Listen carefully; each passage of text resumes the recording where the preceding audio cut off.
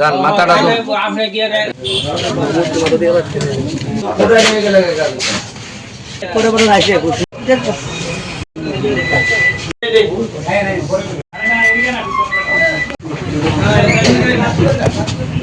যান মাথাটা যাও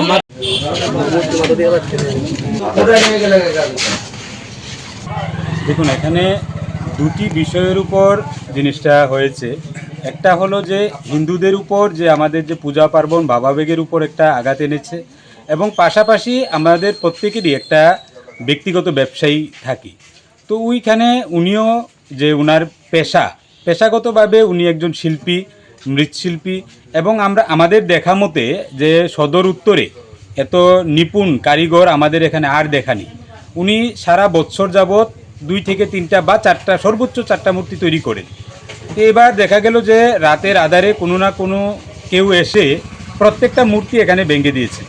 তো এখানে পাশাপাশি ওনার আর্থিক অবস্থায় ক্ষতি হয়েছে, এবং ওনার যে ব্যবসায়িক এটার উপর ক্ষতি হয়েছে। পাশাপাশি আরেকটা দিক হলো কি, যে এখানে মূর্তিগুলা যে জায়গাতে নিয়ে পূজার্চনা হওয়ার কথা ছিল, বাইনাপত্র হয়েছে, তাদের পূজার্চনাতেও একটা ব্যাঘাত ঘটবে।